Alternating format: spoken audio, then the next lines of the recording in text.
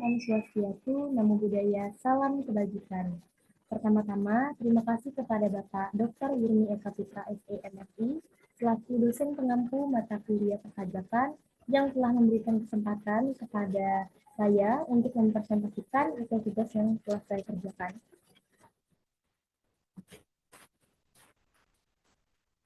Pertama-tama, perkenalkan, saya Aulia Ramila Putri dengan NIM C1C025-201 dari ruang 11. Baiklah, pada presentasi kali ini, saya akan membahas materi mengenai sel-sel dalam pemungutan pajak, kendala dalam pemungutan pajak, bentuk perlawanan pajak, pihak yang terkait perpajakan, serta penggolongan pajak. Pendapatan negara Indonesia bersumber dari pendapatan perpajakan, pendapatan bukan pajak atau PNBP, dan pendapatan hibah. Dari sumber-sumber tersebut, pendapatan pajak selalu menjadi sumber utama dana negara. Pajak memiliki peran yang sangat penting dalam kehidupan berbangsa dan bernegara, terutama dalam penyelenggaraan pembangunan. Oleh karena itu, diharapkan target penerimaan negara dari sektor perpajakan yang ditetapkan pemerintah dapat dicapai setiap tahunnya. Dalam memungut pajak, ada beberapa sel-sel yang digunakan pemerintah. Tentunya setiap sel-sel memiliki kelebihan dan juga kekurangan masing-masing. Dan juga pemerintah harus menghadapi kendala-kendala yang terjadi dalam pemungutan pajak.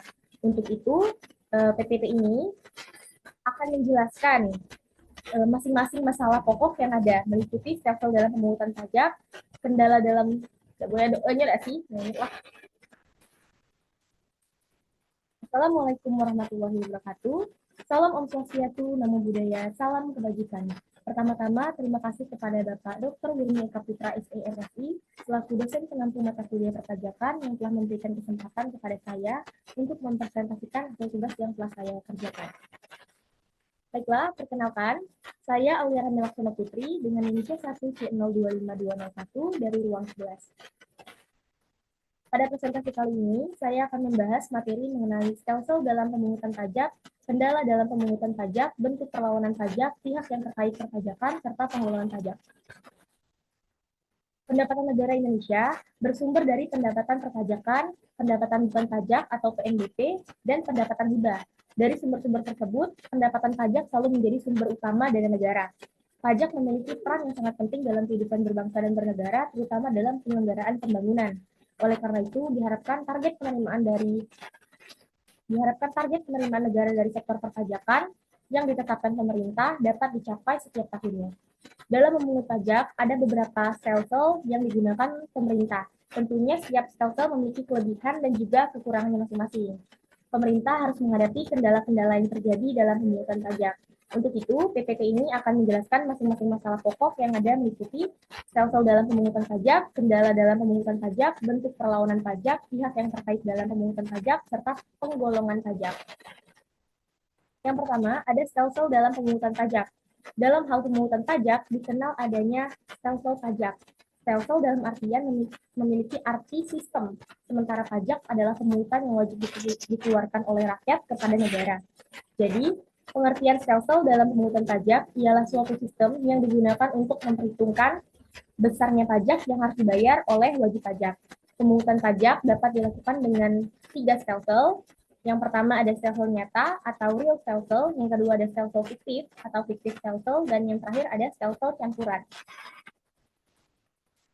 Baik, di sini seperti yang sudah saya bahas sebelumnya, terdapat 3 jenis sel-sel pajak. Yang pertama ada sel-sel nyata.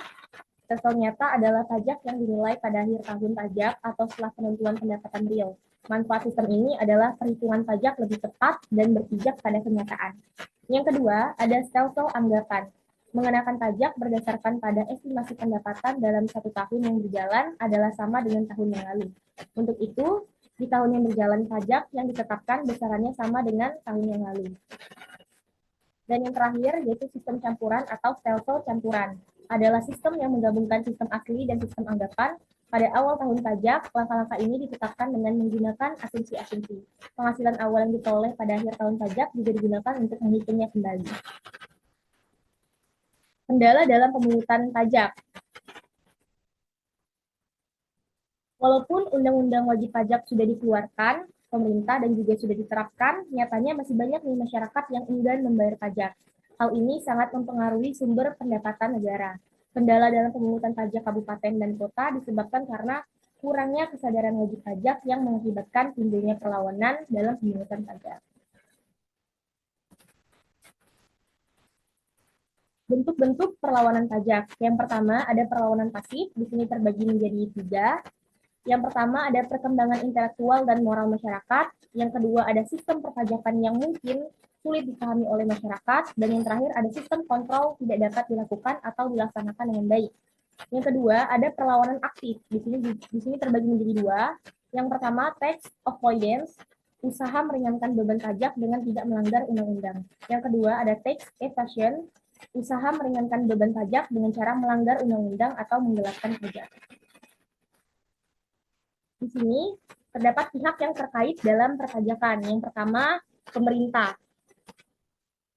Pemerintah di sini memiliki peran utama dalam menetapkan kebijakan pajak, mengawasi proses pemungutan pajak, dan menggunakan dana pajak untuk berbagai program dan layanan publik. Yang kedua, ada otoritas pajak, seperti Direktorat Jenderal Pajak di Indonesia, yang dimana bertanggung jawab atas pelaksanaan pemungutan pajak, termasuk pengawasan, pengumpulan, dan penegakan hukum terkait pajak. Yang ketiga ada institusi keuangan, bank dan lembaga keuangan lainnya terlibat dalam pemungutan pajak melalui pemotongan pajak atas bunga, dividen, atau transaksi keuangan lainnya yang dilakukan oleh nasabah mereka. Yang keempat ada badan usaha, perusahaan, dan organisasi lainnya memainkan peran penting dalam pemungutan pajak dengan membayar pajak atas penghasilan, laba, dan transaksi bisnis mereka. Dan yang terakhir itu masyarakat. Masyarakat secara luas terlibat dalam pemungutan pajak melalui pembayaran pajak atas penghasilan, konsumsi, atau kepemilikan properti. Di sini terdapat penggolongan pajak.